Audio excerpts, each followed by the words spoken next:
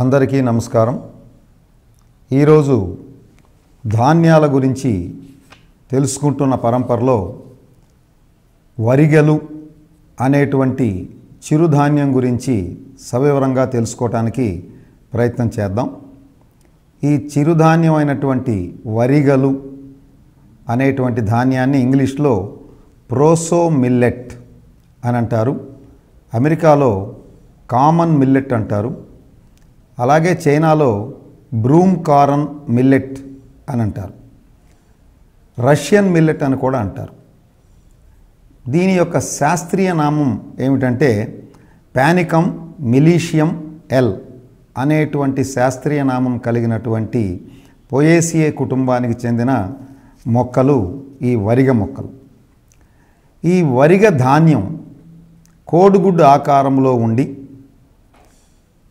కొద్దిగా మన ఇతర ధాన్యంతో పోలిస్తే కొద్దిగా పెద్దవిగా ఉంటూ లైట్ క్రీమ్ కలర్లో అంటే లేత గోధుమ వర్ణంలో ఉంటూ రుచికి తీయగా ఉంటూనే కొంచెం వగరుగా ఉంటాయి.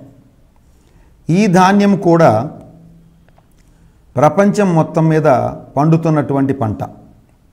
ఇండియాలో, జపాన్లో, చైనాలో, ఈజిప్ట్లో, పశ్చిమ యూరప్లో, రష్యాలో, ఆఫ్రికా వగైరా దేశాలలో పుష్కలంగా పండుతున్నటువంటి పంట.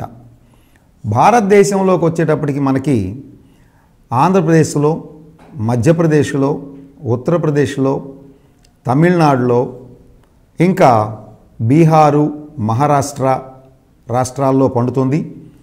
కర్ణాటకలో కూడా బాగానే పండుతుంది. ఎక్కువగా తమిళనాడులోని అనేక ప్రాంతాల్లో కాస్త ఎక్కువగా పండిస్తూ ఉన్నారు ఈ ధాన్యాన్ని. మరి ఈ ధాన్యానికి ఉన్నటువంటి పోషక విలువలు ఎలా ఉన్నాయి? మంచి పోషణ లేదా పోషక విలువలు కలిగినటువంటి ధాన్యముగానే మరి ఈ న్యూట్రిషన్ శాస్త్రవేత్తలు తెలియజేస్తూ ఉన్నారు. దాని ప్రకారం మనం ఒక 100 గ్రాములు వరిగల్లో ఎటువంటి పోషక పదార్థాలు ఉంటాయి అనేటువంటి దాన్ని మనం పరిశీలిస్తే ముఖ్యంగా ఒక 100 గ్రాముల వరిగలు 341 నుంచి 350 కిలో క్యాలరీల వరకు శక్తినిస్తాయి. అలాగే పిండి పదార్థం 100 గ్రాముల్లో 70 గ్రాములు ఉంటుంది. మాంసకృత్తులు లేదా ప్రోటీన్లు 12.5 గ్రాముల వరకు ఉంటాయి. ఇంకా కొవ్వు పదార్థాలు కనుక తీసుకుంటే 3 గ్రాముల వరకు ఉంటాయి. ఫైబర్ కంటెంటు 2.2 అంటే 2 గ్రాముల 200 మిల్లీగ్రాములు ఉంటుంది. తర్వాత ఈ ఖనిజ లవణాలు లేదా మినరల్ కంటెంట్ ఓవరాల్గా 2 గ్రాముల వరకు ఉంటుంది. వాటిల్లో ముఖ్యంగా మెగ్నీషియం 153 మిల్లీగ్రాముల వరకు ఉంటుంది. పొటాషియం 113 మిల్లీగ్రాముల వరకు ఉంటుంది. ఇంకా ఫాస్ఫరస్ తీసుకున్నట్లయితే 206 మిల్లీగ్రాముల వరకు ఉంటుంది. సోడియం 8.2 మిల్లీగ్రాముల వరకు ఉంటుంది. కాల్షియం 14 మిల్లీగ్రాముల వరకు ఉంటుంది. ఐరన్ సుమారుగా 1 గ్రాము వరకు 800 మిల్లీగ్రాముల పైనే ఉంటుంది. వీటితో పాటు విటమిన్స్ కనుక చూసినట్లయితే B1 thiamine vitamin, B2 riboflavin vitamin, B3 niacin vitamin, B6 folic acid vitamin, ఇంకా విటమిన్ E అనేటువంటివి కూడా ఉంటూ సమృద్ధిగా అన్ని పోషక పదార్థాలు ఉన్నటువంటి శరీరానికి సరైన పోషణ ఇచ్చేటువంటి ఆహార ధాన్యంగా దీన్ని మనం పరిగణించవచ్చు. అలాగే ఈ ప్రోటీన్స్ లేదా మాంసకృత్తుల్లో మరొక ముఖ్యమైనది ఏంటంటే చాలా వరకు క్వాలిటీగా ఉండేటువంటి ప్రోటీన్ మాత్రమే ఉంటుంది. అంటే మంచి ఉపయోగపడేటువంటి ప్రోటీన్ దీంట్లో ఉంటుంది. దానికి కారణం ఏంటంటే అనేక రకాలైనటువంటి ఎమినో యాసిడ్లు, ముఖ్యంగా లూసిన్ అని, ఐసోలూసిన్ అని, మెథియోనిన్ అని, సిస్టీన్ అని, అనేటువంటి అమైనో యాసిడ్లు పుష్కలంగా ఉండటం వలన ఈ ప్రోటీన్ కూడా మంచి క్వాలిటీ ప్రోటీన్గా పరిగణిస్తూ ఉన్నారు. దాంతోపాటు మరి ఎలాగ ఈ ధాన్యాన్ని మనం ఆహారంగా భుజించవచ్చు అనేటువంటి పాయింట్కి వస్తే అన్నము, వరిగ అన్నము చాలా ఫేమస్సు, బాగా ప్రాచీన కాలంలో అందరూ తిన్నటువంటిదే. ఇప్పటికీ అనేక రిమోట్ విలేజెస్లో దీన్ని వరిగ అన్నాన్ని భోంచేస్తూ ఉన్నారు. మనం గతంలో చెప్పుకున్నట్లుగానే ఎప్పుడైతే ఈ గ్రీన్ రెవల్యూషను, వరి మరియు గోధుమ ధాన్యాలు బాగా అందుబాటులోకి వచ్చాయో ప్రజలు ఈ యొక్క చిరుధాన్యాలని ఆల్మోస్ట్ మర్చిపోవటం జరిగింది. కానీ చరిత్ర పునరావృతం అవుతుంది అనేటువంటి అంశం తీసుకుంటే మరలా మనమందరం కూడా నెమ్మదిగా చిరుధాన్యాల వైపు వెళ్ళి మన ఆరోగ్యాన్ని కాపాడుకోవలసినటువంటి ఆవశ్యకత చాలా ఉంది అనేటువంటిది మనం ఇప్పుడిప్పుడే గ్రహిస్తూ ఉన్నాం. కనుక వరిగ అన్నం రూపంలో ఉప్మాగా తయారు చేసుకోవచ్చు, దోశలుగా తయారు చేసుకోవచ్చు, జావగా తయారు చేసుకోవచ్చు, అలాగే ఈ యొక్క బిర్యానీగా తయారు చేసుకోవచ్చు. ఇట్లా అనేక రూపాల్లో మనం భోంచేయటానికి లేదా మనం తీసుకోవటానికి అనువుగా ఉండేటువంటి ఆహారం. మరి ఇన్ని పోషక పదార్థాలు ఉండి అనేక రకాలుగా మనం భుజించటానికి అవకాశం ఉన్నటువంటి ఈ యొక్క చిరుధాన్యం వరిగలకి ఆరోగ్యకరంగా ఎటువంటి ఉపయోగాలు ఉన్నాయి మన శరీరానికి, అంటే వరిగలు తినటం వలన శరీరానికి ఉపయోగాలు ఏంటి అని సూక్ష్మంగా మనం పరిశీలించినప్పుడు ముందుగా ఈ వరిగలు అనేటువంటి ధాన్యంలో లెసిథిన్ అనేటువంటి ఫ్యాట్ చాలా ఎక్కువగా ఉండటం వలన ఈ నరాల వ్యవస్థ సవ్యంగా ఏర్పడటమే కాకుండా చక్కగా పనిచేయటానికి కూడా ఈ యొక్క ఆహార ధాన్యం ఉపయోగపడుతుంది అనేటువంటిది మన శాస్త్రజ్ఞులు తెలుసుకున్నటువంటి పరిశోధనల ద్వారా అంశం. కనుక ఈ ధాన్యం తినటం వలన నరాల వ్యవస్థ బాగా పనిచేస్తుంది అనేటువంటి తెలిసింది. మరొక ముఖ్యమైన అంశం ఏంటంటే స్త్రీలు ఈ ఆహార ధాన్యాన్ని ఎక్కువగా తీసుకుంటే మంచిది అని ఈ యొక్క న్యూట్రిషన్ శాస్త్రజ్ఞులు తెలియజేస్తూ ఉన్నారు.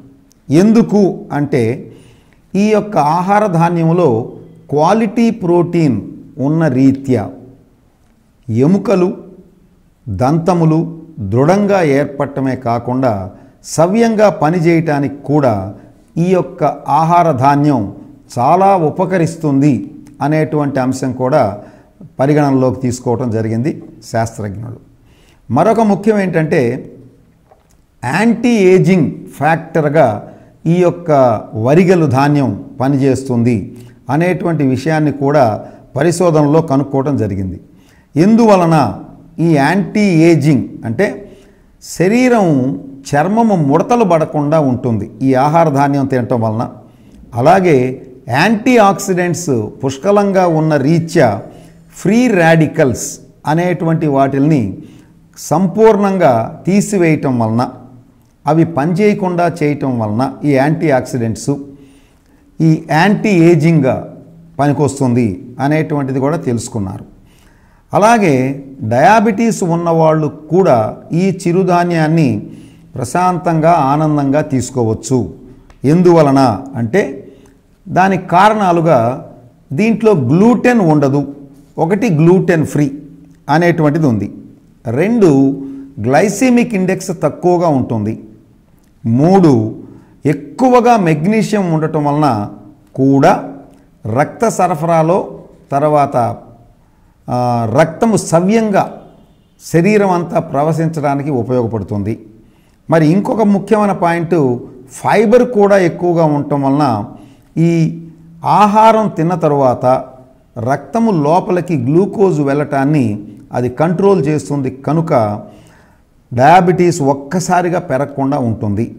మరి మరొక ముఖ్యమైన విషయం మెగ్నీషియం కూడా పుష్కలంగా ఉన్నందున ఈ ధాన్యంలో దీని యొక్క పని ఏంటంటే ఇన్సులిన్ అనేటువంటి రసాయనాన్ని రెగ్యులేట్ చేస్తూ ఉంటుంది, అంటే సవ్యంగా పనిచేసేట్లుగా ప్రోత్సహిస్తూ ఉంటుంది.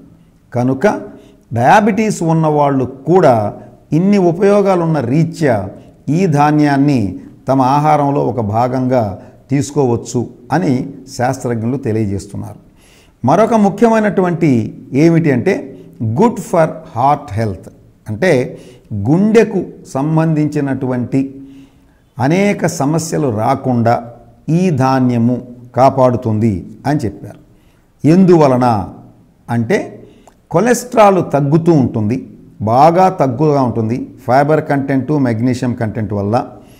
తర్వాత రెండోది, ఇంకా కొన్ని అధ్యయనాలు చెప్తున్నది ఏంటంటే ఈ యొక్క ధాన్యం హెచ్డిఎల్ అనేటువంటి కొలెస్ట్రాల్ ఎక్కువగా ఉండేట్లుగా, ఎల్డిఎల్ అనే కొలెస్ట్రాల్ తక్కువగా ఉండేట్లుగా చూస్తుంది అనేటువంటిది కూడా కొన్ని అధ్యయనాల్లో తేలినటువంటి అంశం. మనందరికీ తెలిసింది హెచ్డిఎల్ కొలెస్ట్రాల్ ఎక్కువగా ఉంటే గుండెకు మంచిది, ఎల్డిఎల్ కొలెస్ట్రాల్ తక్కువగా ఉండటం మంచిది. ఎల్డిఎల్ కొలెస్ట్రాల్ ఒకవేళ ఎక్కువైతే మాత్రం గుండెకి ప్రమాదకరం అనేటువంటి విషయం కూడా తెలుస్తుంది. మరొక ముఖ్య విషయం హై మెగ్నీషియం, అంటే మెగ్నీషియం ఎక్కువ పాలల్లో ఉండటం వలన కూడా గుండె ఆరోగ్యాన్ని కాపాడుతుంది అనేటువంటి అంశం కూడా ఈ అధ్యయనాల్లో తేలినటువంటి ముఖ్యమైన అంశం. మరొక ఉపయోగం ఏంటంటే పెల్లెగ్రా అనేటువంటిది రాకుండా నివారిస్తుంది. ఈ పెల్లెగ్రా అనేటువంటి జబ్బులో డెర్మటైటిస్, చర్మ వ్యాధులు విపరీతంగా వచ్చే అవకాశం ఉంది. అలాగే నియాసిన్ కూడా ఇక్కడ B3 ఎక్కువగా ఉండటం వలన ఈ పెల్లెగ్రా రాకుండా కాపాడబడుతుంది.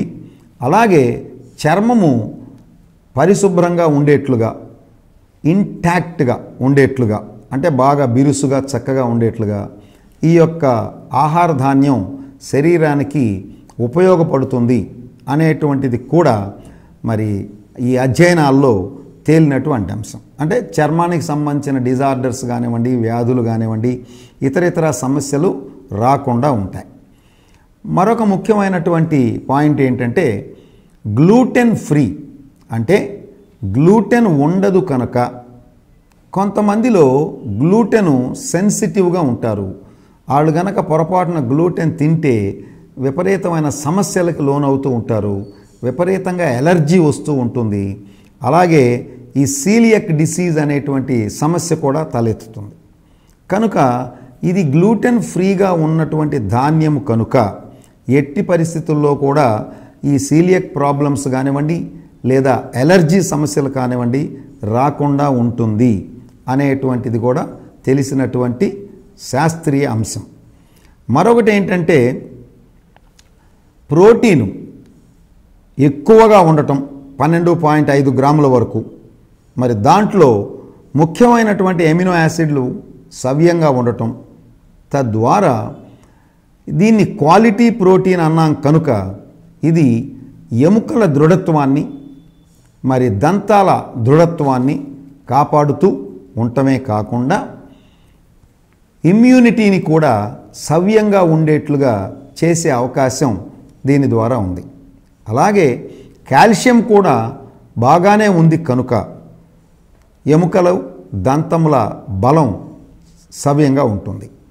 మరొక ముఖ్యమైన అంశం ఏంటంటే ఈ ఆహారం తినటం వలన గాల్ స్టోన్స్, కోలీలిథియోసిస్ అని అంటారు శాస్త్రీయంగా. గాల్ స్టోన్స్ అంటే ఈ గాల్ బ్లాడర్, అంటే ఈ చేదు ఉండేటువంటి తిత్తి లివర్లో ఉంటుంది. ఆ గాల్ బ్లాడర్లో రాళ్ళు ఏర్పడకుండా కూడా ఈ ధాన్యం నివారిస్తుంది అనే పరిశోధనలో తెలిసినటువంటి మరొక ముఖ్యాంశం. అలాగే యాంటీ ఆక్సిడెంట్స్ ఎప్పుడైతే ఉండటము, ఫైటిక్ యాసిడ్స్ ఎక్కువగా ఉండటము, ఈ కారణాల రీత్యా క్యాన్సర్ని రాకుండా అరికడుతుంది. ఈ ధాన్యం తినటం వలన క్యాన్సర్ అంటే ఉన్నట్టుండి కణాలు విపరీతంగా పెరిగిపోవటం సంఖ్య, అలా సంఖ్య పెరగకుండా, ప్రొలిఫరేషన్ జరగకుండా ఈ ధాన్యం శరీరాన్ని కాపాడుతుంది అనేటువంటి అంశం కూడా పరిశోధనల ద్వారా తెలుసుకున్నారు. మరొక ముఖ్యం ఏంటంటే ఈ ధాన్యం తినటం వలన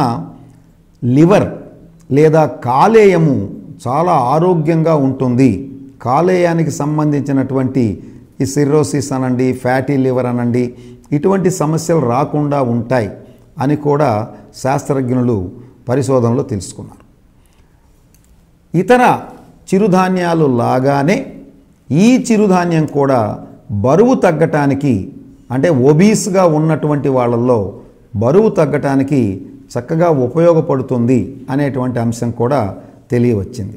అది ఎలాగా అంటే ఫైబర్ కంటెంట్ ఎక్కువగా ఉండటం ఒక అంశము, మరొక అంశం ఏంటంటే చాలా నిదానంగా జీర్ణం జరగటం ద్వారా పొట్ట నిండుగా ఉండి ఇతర చిరుధాన్యాలు, చిరు ఆహారాలు తినకుండా మనల్ని మనం కంట్రోల్ చేసుకోవటానికి ఉపయోగపడుతూ, అలా ఎప్పుడైతే అనవసరమైన ఆహారాలు తినటం మానేశామో ఖచ్చితంగా శరీరం తగ్గటానికి కూడా ఇది ఉపయోగపడుతుంది.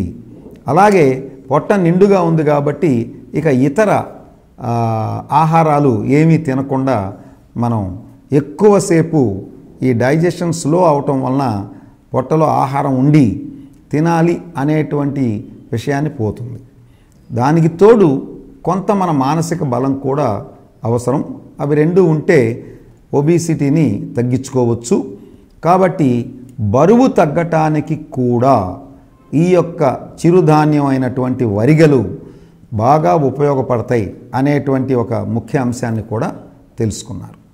ఇన్ని ఉపయోగాలు ఉన్నటువంటి వరిగల్ని నిదానంగా మనం కూడా కొద్దిగా మన ఆహారంలో ఒక భాగంగా చేసుకోవటానికి ప్రయత్నం చేద్దాం. అలాగే మరి ఈ ఆహార ధాన్యాల్లో ఎక్కువగా తింటే, గతంలో చెప్పుకున్నట్లుగానే ఈ యొక్క చిరుధాన్యాలు అనేవి కేవలం ఏదో ఒక ధాన్యాన్నే మరీ విపరీతంగా ఎక్కువగా తినటం అనేది ఆరోగ్యకరం కాదు అనేటువంటిది వైద్యులు తేల్చినటువంటి ఒక ముఖ్యమైన అంశం. కనుక ఈ ప్రికాషన్ ఏంటి? 2 రోజులు ఒక చిరుధాన్యం, 2 రోజులు ఒక చిరుధాన్యం, 2 రోజులు ఒక చిరుధాన్యం అలా తీసుకుంటే మంచిది. దాంతోపాటు ఈ ఫైటేట్స్, ఫైటిక్ యాసిడ్స్ పనికిరానివి పోవాలి అంటే ఎక్కువగా నానబెట్టిన తరువాత వండటం అనే ప్రక్రియను కూడా మనం గ్రహించి అలాగే చేసుకోవాలి. కనీసం 5-6 గంటల పైనే నానబెట్టిన తరువాత వండినట్టయితే ఇవి సవ్యంగా శరీరానికి ఉపయోగపడతాయి. అలాగే చిరుధాన్యాలు ఇంటెస్టైనల్ డిజార్డర్స్, అంటే ఈ పేగులలో ఉన్నటువంటి అనేక రకాల సమస్యల్లో ఏమున్నా వీలైనంత వరకు అవి పూర్తిగా తగ్గిపోయే వరకు చిరుధాన్యాలు వాడకుండా ఉండటమే మంచిది అనే విషయాన్ని కూడా వైద్యులు తెలియజేస్తూ ఉన్నారు. మరొకటి ఏంటంటే బాగా ఎక్కువగా ఎమినో ఆమ్లాలు ఉన్నటువంటి ప్రోటీన్స్ కూడా శరీరానికి నష్టం చేసే అవకాశం ఉంది అనేటువంటి అంశాన్ని మన ఈ ఆహార నిపుణులు తెలియజేస్తున్నటువంటి విషయం. కనుక ఎక్కువగా తినకుండా ఒక మోతాదుల్లో మన శరీరానికి ఎంత మేరకు అవసరమో అంత మేరకే తినటం అనేటువంటిది కూడా మనం తెలుసుకొని అలాగ తినటానికి ప్రయత్నం చేయాలి. అలాగే ఎక్సెసివ్ కన్జంప్షన్, అంటే ఏదో ఒక చిరుధాన్యాన్ని చాలా ఎక్కువ సార్లు, చాలా ఎక్కువ రోజులు ఎక్కువగా తింటూ ఉంటే థైరాయిడ్ సమస్యలు వచ్చేటువంటి అవకాశం ఉంది అని కూడా మనకు అనేక రకాల అధ్యయనాల్లో తేలినటువంటి అంశం. కనుక ఇవి నెగిటివ్ పాయింట్స్. ఇవి మనసులో పెట్టుకొని ఏ రకంగా తింటే మనకి ఇబ్బంది లేకుండా, ఆరోగ్యం పాడవకుండా మన శరీరానికి ఉపయోగపడతాయో తెలుసుకొని అదే రకంగా భోంచేస్తూ అందరం కూడా ఆరోగ్యంగా ఉండటానికి ప్రయత్నం చేద్దాం. దీంతోపాటు గతంలో చెప్పినట్లుగానే మీకు ఈ యొక్క స్క్రోల్ అవుతున్నటువంటి ఫోన్ నంబర్ని మీరు తీసుకున్నట్లయితే ఈ చిరుధాన్యాలకు సంబంధించిన అనేక వివరాలు, వీటి ద్వారా ఎటువంటి ఆహారాన్ని ఎట్లా తయారు చేసుకునేటువంటి విధానాలు, తర్వాత చిరుధాన్యాల గురించిన ఇంకా సమగ్రమైనటువంటి సమాచారం మీ దగ్గర పెట్టుకోవాలంటే బుక్స్ రూపంలో మన సర్వీస్ హెల్త్ ఆర్గనైజేషన్లో ఉన్నాయి. కనుక ఆ స్క్రోల్ నంబర్లో ఉన్నటువంటి ఫోన్ నంబర్కి మీరు ఫోన్ చేయటం ద్వారా ఆ బుక్స్ని పొందవచ్చు. అలాగే చిరుధాన్యాలు అన్నీ కూడా మన సర్వీస్ హెల్త్ ఆర్గనైజేషన్లో ఉన్నాయి. అవి కొనుక్కోవటానికి కూడా మీకు ఉపయోగకరంగా ఉంటుంది. గమనించవలసినదిగా మనవి. మరి అందరం కూడా చిరుధాన్యాలు తింటూ ఆరోగ్యంగా ఉంటూ ఆరోగ్య ఆంధ్రప్రదేశ్ని తయారవటానికి ప్రయత్నం చేద్దాం. నమస్తే.